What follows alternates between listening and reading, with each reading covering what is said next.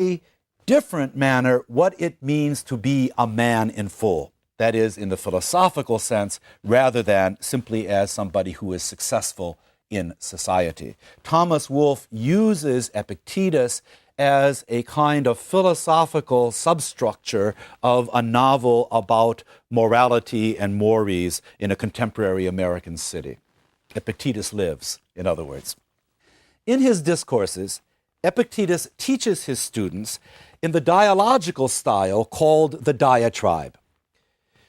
The ordinary course of study for Epictetus' students undoubtedly included reading and writing exercises based upon the standard Stoic authorities, especially Chrysippus, whom we have seen is the great systematizer of Stoic thought.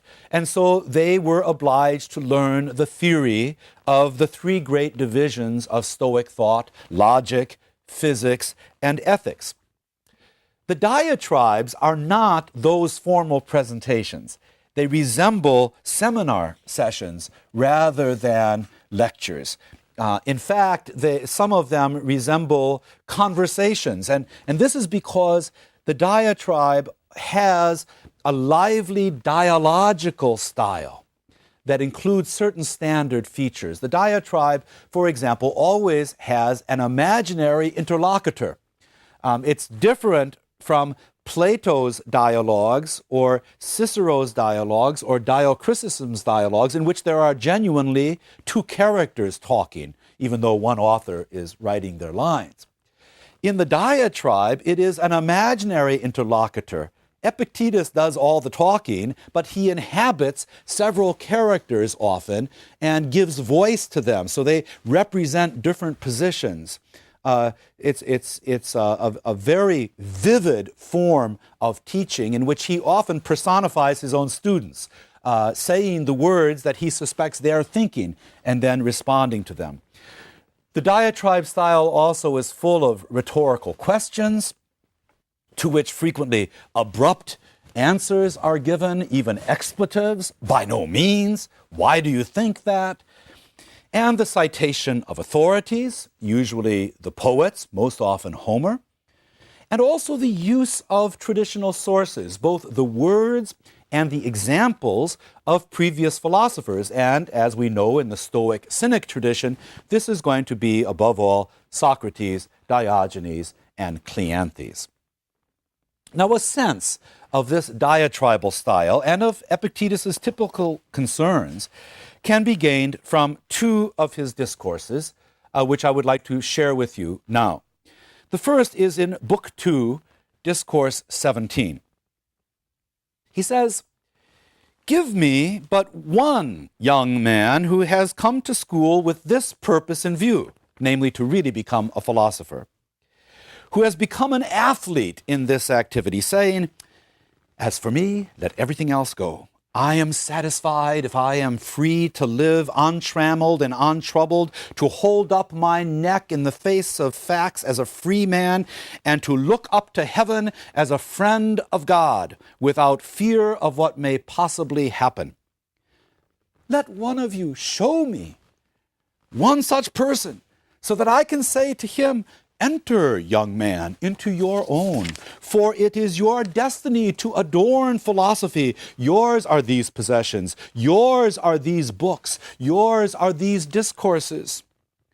And then when he's worked his way through this first field of study and mastered it like an athlete, let him come to me again and say, 'I want, it is true, to be tranquil and free from turmoil, but I also want, as a God-fearing man, a philosopher, and a diligent student, to know what my duty is to the gods, toward parents, toward brothers, toward my country, toward strangers.'" Remember the takathekanta, the public duties that the Stoics so emphasize. "Advance now to the second field of study, for this also is yours." "Yes," the young man answers, "but I have already mastered this second field. What I wanted was to be secure and unshaken, not only in my waking hours, but also when asleep and drunk and melancholy mad." "Man," says Epictetus, "you are a god. Great are the designs that you cherish."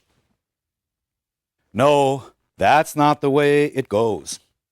but someone says, I wish to know what Chrysippus means in his treatise on the liar. If that's your design, go hang, you wretch. And what good will knowing that do you? With sorrow you will read the whole treatise, and with trembling you will talk about it to others. Go hang, you wretch. It's not exactly a contemporary approved pedagogy, but it's Epictetus' style. Here's another sample of the diatribe.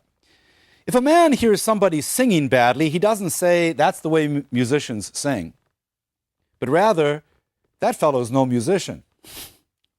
But it is only in the case of philosophy that men behave like this. When they see somebody acting contrary to the profession of the philosopher, they do not take away from him the designation of a philosopher, but assuming that he is a philosopher and taking from what goes on that he is misbehaving, they conclude there's no good in being a philosopher. Well, then what's the reason for this? It is because we respect the prime conception of the carpenter and the musician and the other artisans and artists, while we do not respect that of the philosopher. We are confused on this point. Well, what then is the subject of the philosopher? It's not a rough cloak, is it? No, but reason. What is the end of the philosopher? It is not to wear a rough cloak, is it? No, but to keep his reason right. What is the nature of his principles? They do not have to do with the question of how to grow a long beard or a thick head of hair, do they?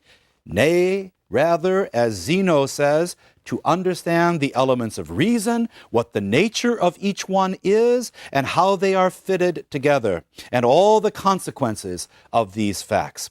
Will you not, therefore, observe first of all whether the philosopher fulfills his profession by misbehaving? And then if that be the case, blame his way of acting. Don't blame philosophy, in other words. I hope that these little snippets will give you a sense of how Epictetus taught in the diatribe. It is an extremely lively style. I want to turn now to perhaps his most famous discourse in Book 3, Discourse 22, on the calling of a cynic. It's a splendid example of a protreptic discourse on philosophy. That is, it's a discourse that urges his students to the highest possible ideal of this way of life. Now, because he is addressing students who have already said that they want to become philosophers, Epictetus does not focus on the attractive features of the life, but on its demands and its hardships. And from his other discourses, it is very clear that he does not expect everything that he says here of all his students, nor even from himself. For example, here he will call for them not to marry or have children, but in other cases he regards that as one of the Stoic responsibilities to society, to marry and have children. Rather, this is the ideal. This is the standard by which all people who want to be philosophers might measure themselves. And so he begins by saying that the true cynic, the true philosopher, must be called by God.